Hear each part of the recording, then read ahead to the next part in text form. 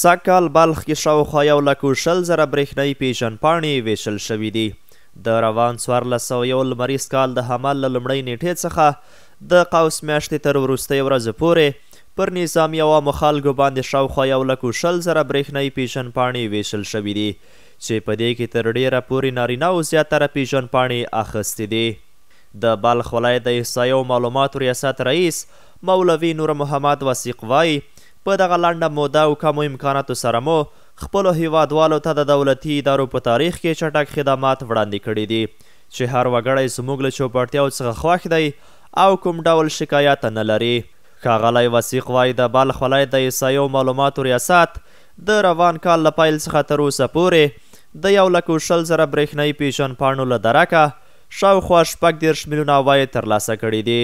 روزانه 1000 کسه موږ بایومتریک د درې مرکزو کولی شو، نو فامیلي 300 کسان دلته روزانه مراجعه کوي چې فورمونه یې اخلو، بیا مرکزو ته توزیع کوو او هغه روزانه بایومتریک کوي. برېښنایي تذکرې تقریبا 1,20,000 1,25,000 شاوخوا تذکرې توزیع شوي دي او د 1401 نه نیولې د قوس تر اخیره پورې موږ تقریبا 14 میلیونه 9,500 افغانۍ موږ عواید کړي دي. کاغذي تذکرې خو تقریبا د 1401 نه نیولې د قوس د میاشتې تر اخیره نیټې پورې نو تقریبا 80,000 کاغذي تذکرې په ټولو ولسوالیو کې 15 ولسوالیو کې د ثبت احوال نفوس د ولایت نو د هغو په شمول باندې تقریبا 80,000 تذکرې توزیع شوي دي کاغذي تذکرې.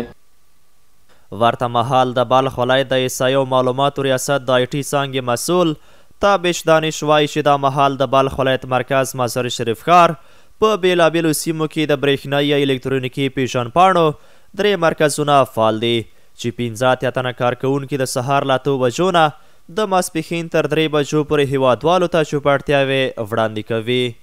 در قسمت تذکره الکترونیکی 3 مرکز برای فعلا ولایت بلخ فعالیت دارد. از لحاظ ساختار تشکیلاتی 31 تن کارمند موجود می باشد که این 31 تن کارمند از آغاز رسمیات در ولایت بلخ از 8:30 بجه فعالیت آغاز می کنند الی 3:30 بجه همه روزه کار جریان می داشته باشند.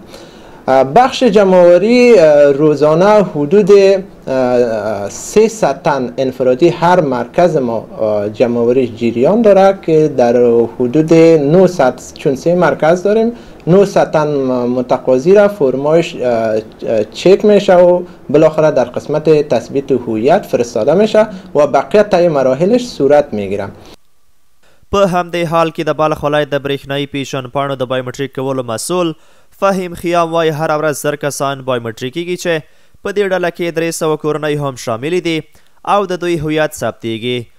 د ښاغلي خیام په خبره یو کس ته یو برېښنایي پیژندپاڼه 300 افغانۍ تمامیږي او د 15 ورځې په موده کې د قانوني پیژندکارت ترلاسه کولی شي. پروسه د الکترونیکي تذکرې داسې ده چې مثلا هر کورنۍ غړی مثلا یو پکې مشر کیږي، مثلا یا پلار یا مشر ورور یا مور، مثلا یو کورنۍ غړي چې هغه اتلس پوره کړي وي هغه رئیس د فامیل کیږي. بعد هغه نه که هغه کورنۍ کې 15 کسه وي 10 کسه وي هغه ثبت کیږي او هغه بیا فرم ډکوي. فرم بیا مثلا مراکزو ته راوړي، مثلا زموږ مرکز ته که چیرې فرم راوړي بیا هغه موږ بعد د تثبیت هویت پروسې نه زنګ ورته وکس راغواړو بایومټریک ته. هغه مثلا هغه کورنۍ کې ښځینه هم وي نارینه هم وي ټول پروسس کیږي او تذکرې ورته چاپ ته لیږو. همداراز په بلخ ولایت کې یو شمېر د پیژندپاڼو اخیستونکي د خوښۍ سربیره وایي چې د پیژندپاڼو دغه لړۍ دې لا ګړندی شي ځکه د دوی په وینا د هویت کارت په هر ځای کې یو مهم مدرک دی.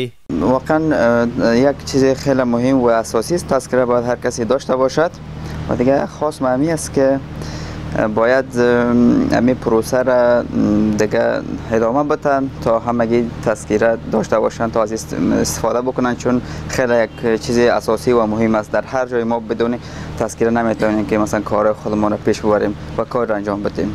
یک چیز خیلی اساسی. مشکلات خود ندیدیم، البته دیر روز ما زنگ زده شد که شما به این تاریخ بیاین به خاطر البته بایومتریک و امروز آمدیم. البته پروسشون شفاف است اما به نوبت چشتن و به ترتیب هر کس میخوان بایومتریک میکنن. البته روی اسناد درستشان. البته د یادونې وړ ده چې د ټول هیواد په کچه د برېښنایي پیژنپاڼو د بایومټریک او ویش چارې په 4 میاشتو کې یو ځل د یوې اونۍ لپاره د ټولو هیوادوالو پر مخ ودرېږي. مسؤلین لامل د کمپیوټرونو تازه والی په ګوته کوي.